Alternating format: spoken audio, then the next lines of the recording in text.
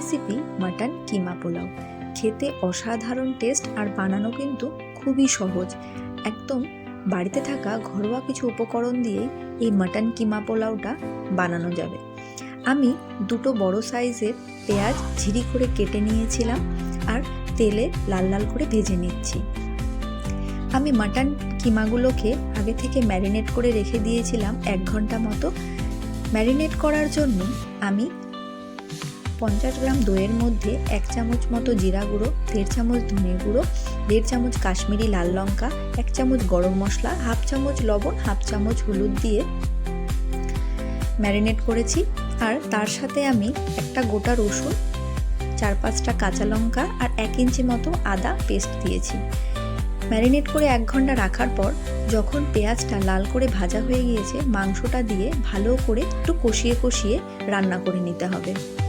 এই পর্যায়ে কোনো রকম আমি ফোড়ন ব্যবহার করছি না।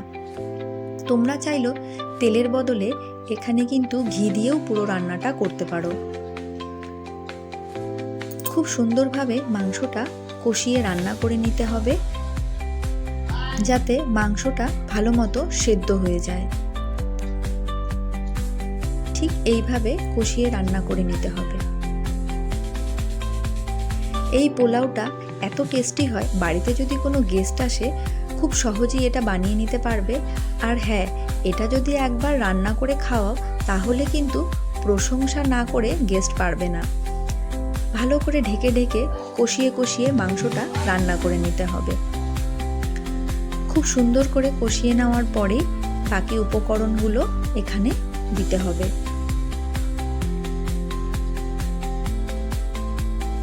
মাঝে মাঝে একটু নাড়াচাড়া করে দিতে হবে, যাতে মাংসটা নিচের থেকে লেগে না যায়। যখন মাংস থেকে তেল ছেড়ে আসবে তখন পরিমাণ মতন জল দিয়ে দিতে হবে। গরম জল ব্যবহার করবে। আর 3টে গোটা কাঁচা লঙ্কা আমি চিড়ে দিয়ে দিচ্ছি। জল শুকিয়ে গেলে মাংস থেকে যখন এরকমভাবে তেল ছেড়ে আসবে, সেই পর্যায়ে 3টে গাজর আর 1 কাপ মতো মটরশুঁটি আমি দিয়ে দিচ্ছি। ভালো করে মিশিয়ে নিয়ে আবারও একটু রান্না করে নিতে হবে। ঠিক এইভাবে যখন মাংস থেকে তেল ছেড়ে আসবে, আগে থেকে ধুয়ে রাখা পোলাওয়ের চালটা এটার মধ্যে দিয়ে দিতে হবে। আমি যখন চালটা ভিজিয়ে রেখেছিলাম সেই সময় আমি 1 চামচ লবণ দিয়েছি। আমি এখানে 2 কাপ পোলাওয়ের চাল ব্যবহার করছি, সেই জন্য 1 চামচ লবণ দিয়েছি। ভালো করে চালের সাথে মিশিয়ে নিয়ে আবারও কিছুক্ষণ কষিয়ে নিতে হবে।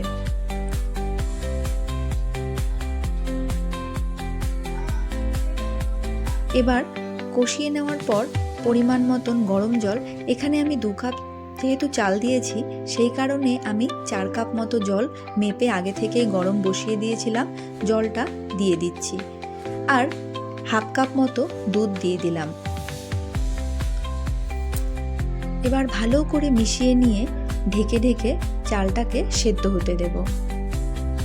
এখানে আমি এক্সট্রা লবণ দিচ্ছি না, যেহেতু আগেই আমি লবণ দিয়েছিলাম।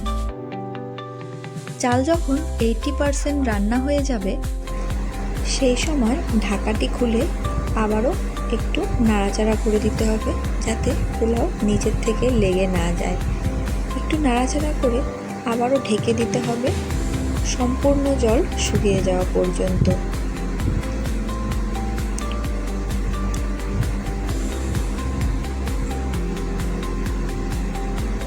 জল শুকিয়ে গেলে 2 চামচ মতো ঘি দিয়ে আবারও 10 মিনিট ঢাকা চাপা দিয়ে রেখে দিলে পোলাও কিন্তু একদম রেডি পরিবেশনের জন্য।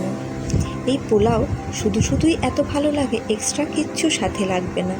দেখো আমি পরিবেশন করে দেখাচ্ছি, কত সুন্দর ঝরঝরে আর খেতেও কিন্তু অসাধারণ লাগে।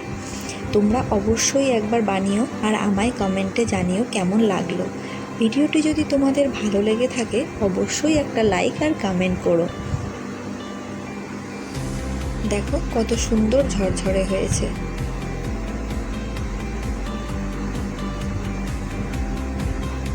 খেতে কিন্তু খুবই ভালো লাগে, একবার ট্রাই করতে ভুলো না কিন্তু।